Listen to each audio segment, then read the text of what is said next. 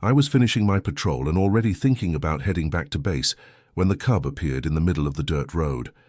I hit the brake so hard the Jeep slid sideways, red dust exploding into the air. When the vehicle stopped, the cub was standing there no more than a few feet away. He didn't run, he didn't flinch. He just stared at me, his body small, ribs faintly visible beneath his fur, letting out a thin, desperate cry that had nothing to do with aggression and everything to do with fear. I stepped out of the Jeep slowly, raising my arms and waving them the way we're trained to do, hoping to scare him off. Instead, the cub walked straight toward me. He rose onto his hind legs, placed one tiny paw against my arm, and pressed it there, as if to make sure I was real. His eyes were wide, amber, locked onto mine with an intensity that made my chest tighten. Then he dropped back down, turned abruptly, and ran toward the tall grass, stopping every few steps to look back at me. That was when I knew something was wrong. I grabbed my pack, slung it over my shoulder, and followed him off the road, weaving through acacia trees under the burning sun. The cub kept moving fast, never straying too far ahead, always checking to see if I was still there. After barely 2 minutes, he stopped beside a large tree and began crying louder, circling a dark depression in the ground. I stepped closer and felt my stomach drop. It was a poacher's pit, deep, steep-sided. At the bottom lay a full-grown lioness. She was barely moving, her breathing shallow and uneven. Dust clung to her fur, her tongue hung dry from her mouth, and her eyes were dull with exhaustion. She tried to lift her head when she saw me and managed a weak growl, but there was no strength behind it. She had been down there for a long time. The cub stood at the edge of the pit, crying relentlessly, reaching down with his paws toward his mother, unable to get to her. I grabbed my radio and called it in immediately, giving my position and the situation. A rescue team was dispatched, but they were at least half an hour away. I tied a rope around the trunk of the acacia, tested the knot twice and began lowering myself into the pit. The walls crumbled slightly under my boots as I descended, heart pounding, fully aware that I was entering a confined space with a weakened but still dangerous predator. At the bottom I crouched several steps away from the lioness and spoke softly, keeping my movements slow. I took out a bottle of water and carefully poured a thin stream onto her tongue. She responded instantly, licking greedily, her body trembling as she drank. I gave her small amounts slowly, watching her breathing, watching her eyes clear just enough to recognize relief. Then I saw movement near the rocks. A thick, sand-colored shape slid silently along the pit wall. A viper. One of the most venomous snakes in this region. It was moving straight toward the lioness, drawn by heat and scent. She was too weak to notice it, too focused on the water. I shifted my weight carefully, drew my knife and moved sideways, keeping the snake out of my direct line of sight. It was already dangerously close to her hind leg. I struck hard, pinning it behind the head. It thrashed violently, fangs snapping, until a second blow ended it. Only then did I allow myself to breathe. I turned back to the lioness and continued giving her water, staying with her, waiting for help. Above us, the cub's cries suddenly changed. They rose in pitch, sharp and frantic. Then I heard laughter. Hyenas. I looked up toward the edge of the pit just as the cub let out a high, defiant scream. Whatever was coming, he was trying to stop it alone. And I knew I had seconds, not minutes. I grabbed the rope and climbed as fast as I could, ignoring the pain tearing into my hands. The cub's cries above were sharp and frantic. When I pulled myself over the edge, I froze.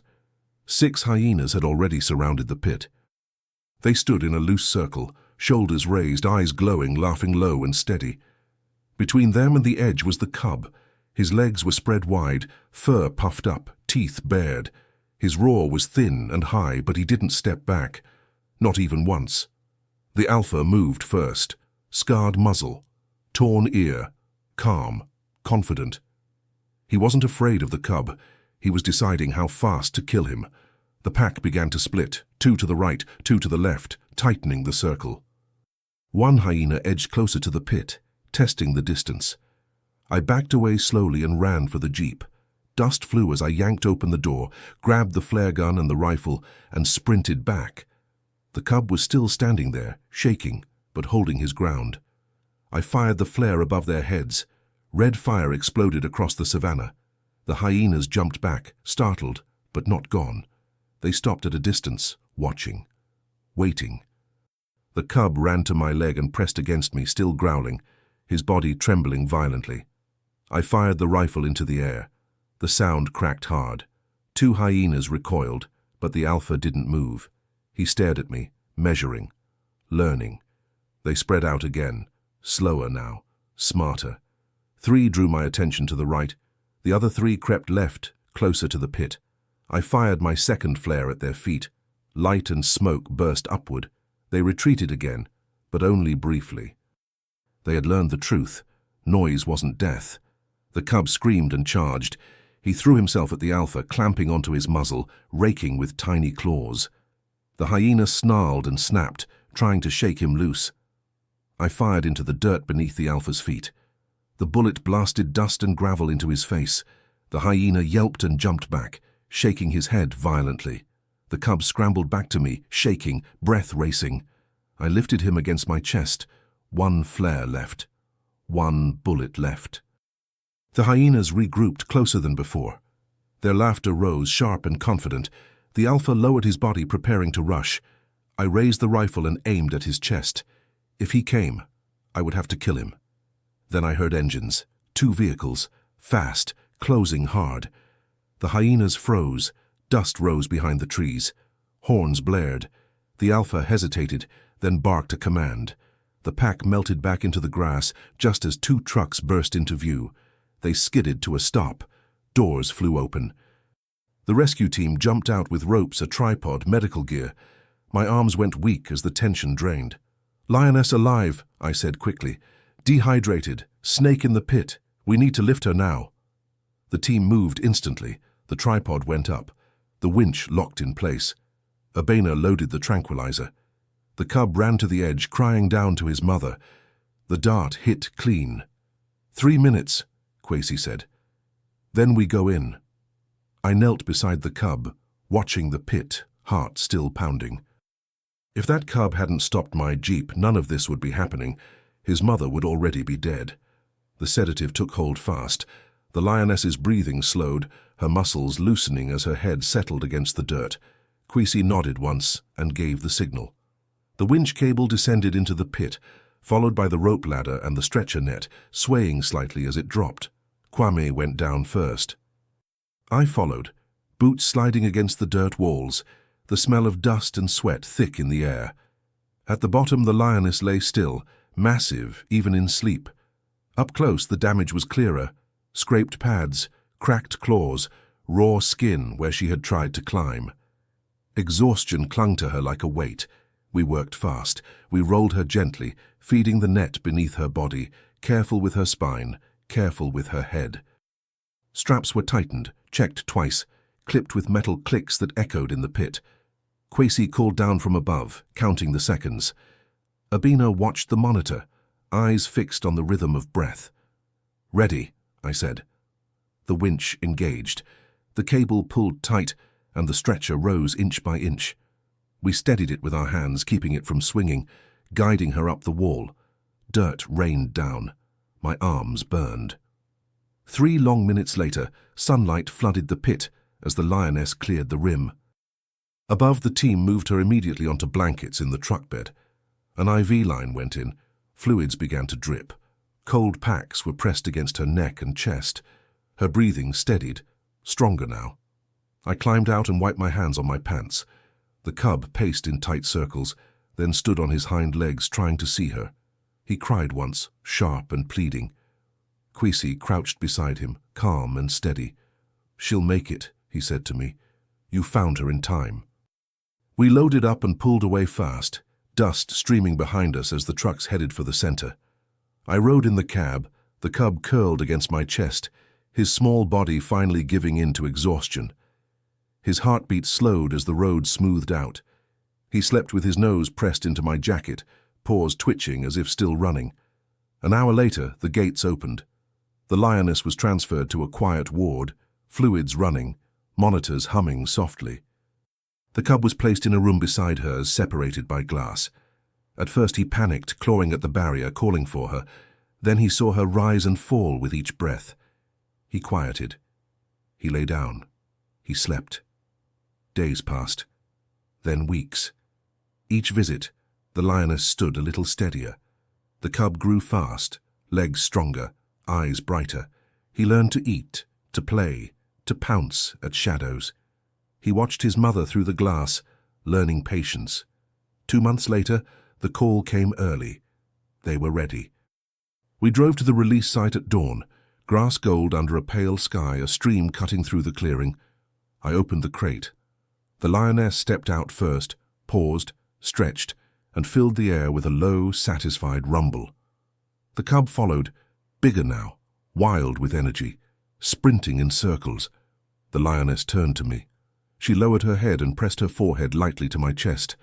I rested my hand against her mane, said nothing. The cub stood up on his hind legs and touched my arm with his paw, just as he had on the road. Then they turned and moved off together, disappearing into the trees, the savannah closing behind them as if nothing had ever been broken at all.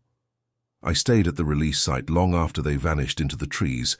The savannah returned to its usual rhythm, insects humming, grass moving with the wind, as if the last 2 months had never happened. But my hands were still trembling.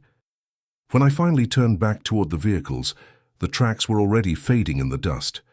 Back at base, the patrols resumed. Roads blurred into days, days into weeks. Yet every time I drove that stretch of land, my eyes searched the edges of the grass, expecting a small shape to step out again. It never did. And that was how it should be. Reports came in from time to time. Fresh lion tracks near the river. A successful hunt near the acacia line. A lioness seen moving with a growing cub, strong, alert, keeping distance from vehicles. Each update landed quietly, like proof that the story had continued without me. One afternoon, months later, I was sent back to the same sector for a routine sweep. The sun was low, throwing long shadows across the road. I slowed near the bend where it had all begun, more out of habit than reason. Then I saw them. Far ahead, near the edge of the grass, a lioness stood watching the road. Taller, heavier, scarred now in places where the pit had marked her. At her side was a young lion, no longer a cub but not yet fully grown. His body was lean, powerful, his movements quick and controlled. They didn't run. They stood there for several seconds, assessing. The lioness's posture was calm but firm. The young lion shifted his weight, curious, eyes locked on the vehicle. I brought the jeep to a stop and stayed inside, hands on the wheel, heart pounding. The wind shifted. The lioness lifted her head and sniffed the air. Her eyes met mine through the windshield. There was no fear in them. She stepped forward once, then stopped. The young lion followed, mimicking her movements. For a brief moment, time seemed to stretch thin, as if the savannah itself was holding its breath. The young lion took a half step closer and rose slightly on his hind legs, not in challenge, not in play, but in recognition. He lifted one paw, hesitated, then let it fall back to the ground. He didn't approach. He didn't need to. The lioness turned away first, leading him back into the grass. They moved with confidence now, disappearing smoothly without looking back. I sat there until the last trace of movement was gone. That night, as the stars filled the sky, I understood something I hadn't before. We don't save the wild by keeping it close. We save it by letting it go, even when it leaves a mark on us. The road was empty again when I finally drove on. Time passed, the way it always does in the wild, quietly without ceremony. Seasons shifted, rains came and went. Grass burned and grew back greener. The savannah healed itself, layer by layer, leaving no sign of the pit, the blood, or the fear that had once lived there. I kept patrolling. Different roads, different calls, different rescues. But some mornings, when the light hit the land just right, my mind returned to that day without warning. To a small paw on my arm. To a decision made in silence. 1 year later, during a routine aerial survey, a report came through the radio. A healthy lioness had been spotted near the protected hills, hunting with a young male. No signs of human dependence, no aggression toward vehicles, Strong territory behavior. Exactly what the reserve hoped for. I didn't need to ask which lions they were talking about. Later that week, I drove out alone before sunrise, not on duty, just to see the land again. The road was quiet, the sky pale, the air cool against my skin. I stopped the jeep where the dirt still curved the same way it had before. I turned off the engine and listened. Nothing stepped out, no cub, no lioness, no sound at all. And that was the point. They didn't need roads anymore, they didn't need help, they didn't need me. As I sat there, a realization settled in, heavy but peaceful. Courage isn't always loud. Sometimes it's small. Sometimes it's trembling. Sometimes it belongs to a creature that weighs less than a backpack, but stands in front of death anyway. That cub didn't know what I was. He didn't know what a ranger was, or what a rescue meant. He only knew one thing, that his mother was dying, and I was the last thing moving. So he stopped me, not with force, not with sound, with trust. I started the engine and drove on, leaving the road behind me. The savannah stretched open and endless, indifferent and alive, exactly as it should be. And somewhere beyond the trees a lion roamed free, because once, when it mattered most, he had been brave enough to touch a stranger's arm and ask for help.